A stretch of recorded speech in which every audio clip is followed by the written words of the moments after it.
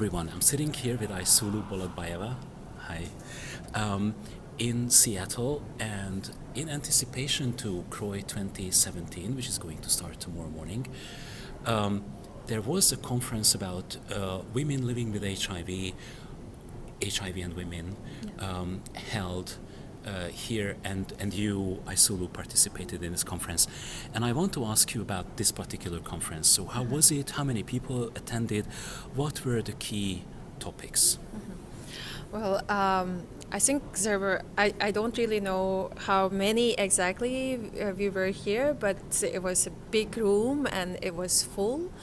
And all the sessions were extremely interesting, especially since they were we were trying to discuss the issues which are very often controversial. Like the first day, we spent half day discussing about new data on breastfeeding among not pregnant, but HIV positive women. And we also discussed all the pros and cons, like we know now that breastfeeding or exclusive breastfeeding or both exclusive and mixed breastfeeding can be very beneficial for a kid in terms of it reduces the risk of child cancer, spontaneous death rates among children, and obesity and respiratory infections and also things. Different systematic reviews show that when viral loads are undetectable, the risk of transmitting HIV is very low, and in a world where we have PrEP and treatment as prevention, it looks like a good option, taking into account that it's cost-effective and beneficial for a child. But at the same time, there are a lot of cases in rich countries that a mother can be can lose the custody over the kid by breastfeeding, because it's considered to be putting at a risk of transmitting HIV to another person. So child care officers often feel like they're the best advocates of the children, and therefore they call custody services and report about cases of breastfeeding. And at the same time, international guidelines say that in resource-limited settings, it's very recommended to use mixed or exclusive breastfeeding, and in high-income countries, it's in most of the cases prohibited. And I was really surprised, because if you look at access and availability to viral load test and monitoring of the situations, and it would be actually more logical to have it in a other way around. But we came to a conclusion that actually all women with HIV positive status should be allowed to breastfeed, but also provided all the support needed to ensure that they don't transmit HIV further to the kid by providing maybe PrEP to the child, and also monitoring properly the viral loads of mother and helping her with her adherence and all those things. Can I stop you here for a minute? Because what you said already plays into another topic that you mentioned when we were talking about this before the interview, that you also talked about HIV criminalization. Yeah. Does this affect women more than it does men, or is there a difference at all, or is it more a regional or a geographical problem? What was the outcome?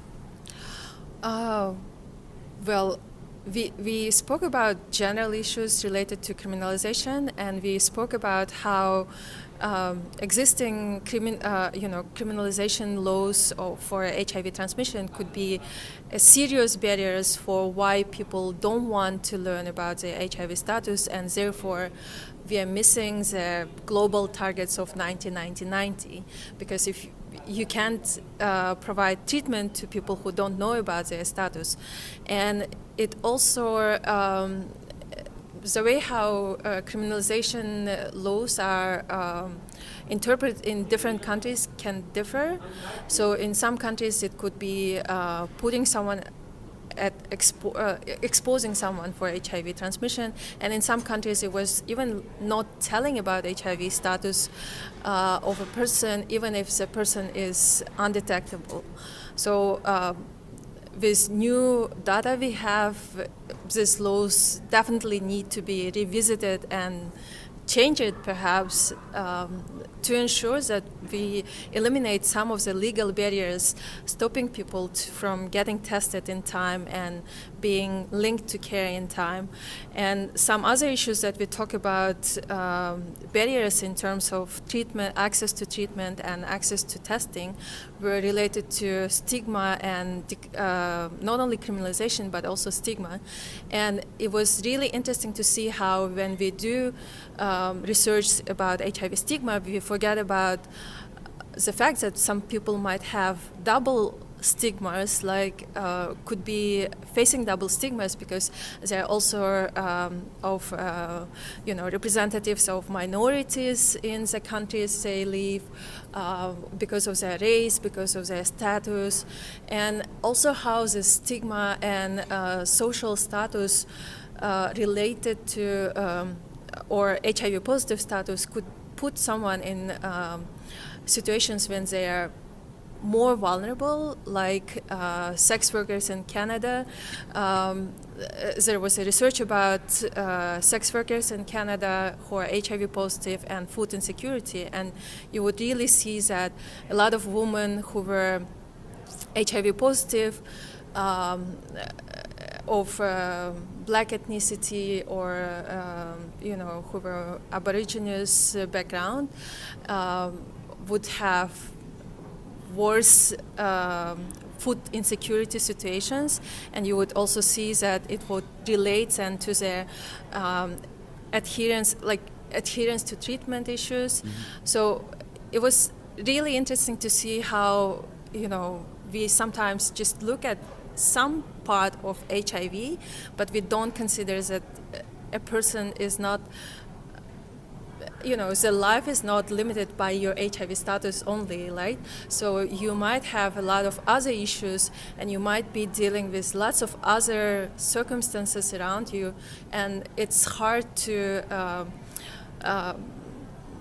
help you with your health problems when your basic needs are not met yet. It's very interesting what you tell, because in this context, because intersectionality has been a topic in feminist scholarship, in feminist science for several years.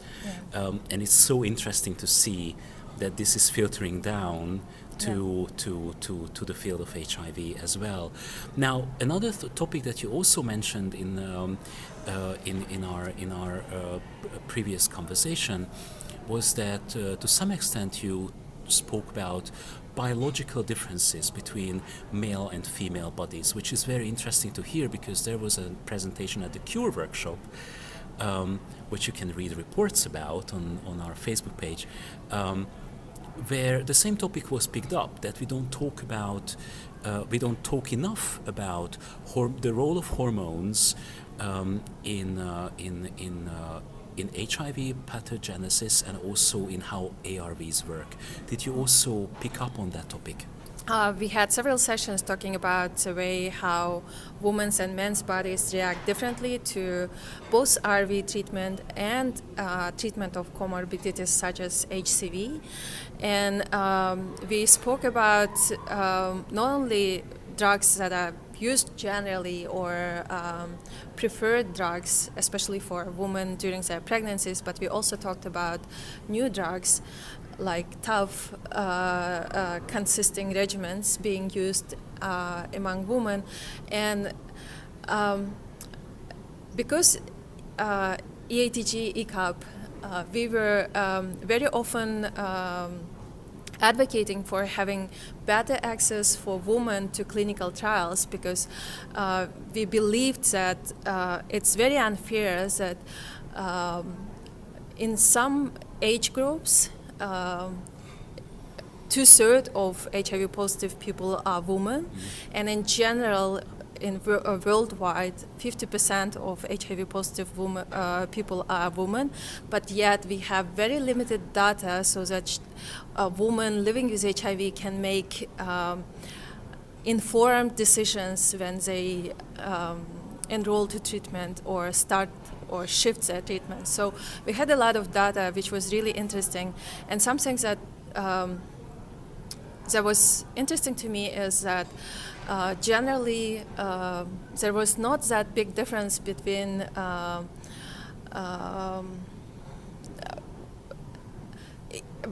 it's my opinion, but despite the fact that in tough consisting regimens, there were a little bit or slightly better results in viral load suppression, in bone mineral densities and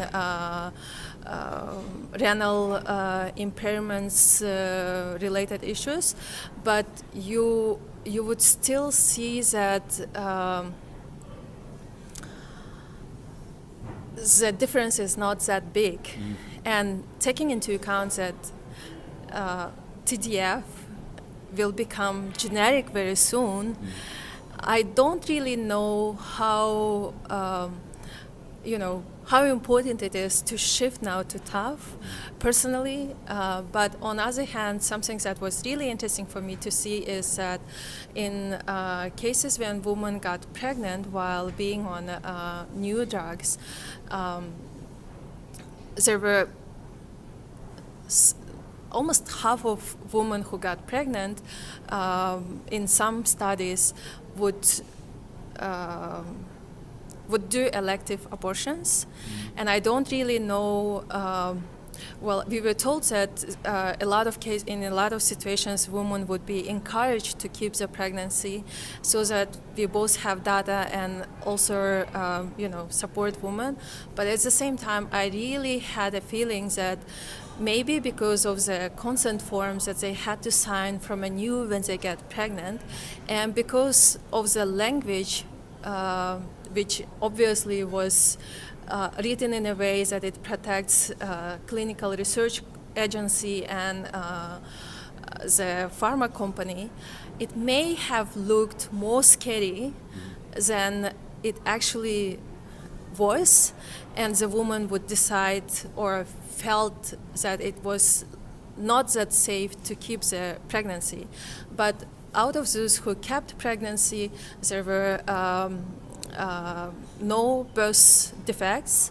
So we have limited information, but we see that so far there is not that much risk, and we really see a lot of gaps in terms of, it's of course a very complicated ethical issue, but we see that there is a lot of gaps on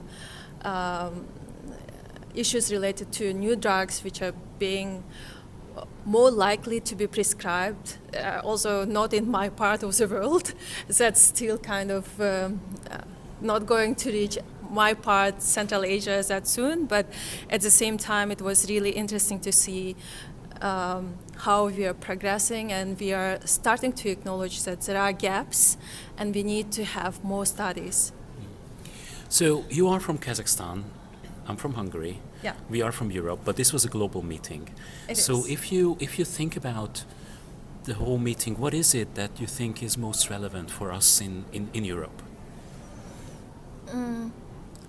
I think the data that we got was still very relevant. So information we were provided were from all different parts of the world, including Africa and Canada and States. A lot of issues I could still relate. For instance, as I mentioned to you, when a doctor from Nigeria was telling about the fact how they tried to move services towards closer to the community and get testing services closer to pregnant women who needed it. They had to have support from the churches because there were no health facilities in small villages, but there were at least 22 churches in the same time. So I could easily relate it to Central Asia, where we also sometimes have villages of 200 people, no health facilities, no schools, no kindergartens sometimes, but yet 20 or 25 not churches but mosques. So maybe that's something that could be also adopted to our realities. And some other things related to breastfeeding and stigma and legal barriers for both access to testing and treatment, I think they're just universal. Thank you, Aisuluu. Fascinating. This was really, really very interesting. Thank you very much for your time.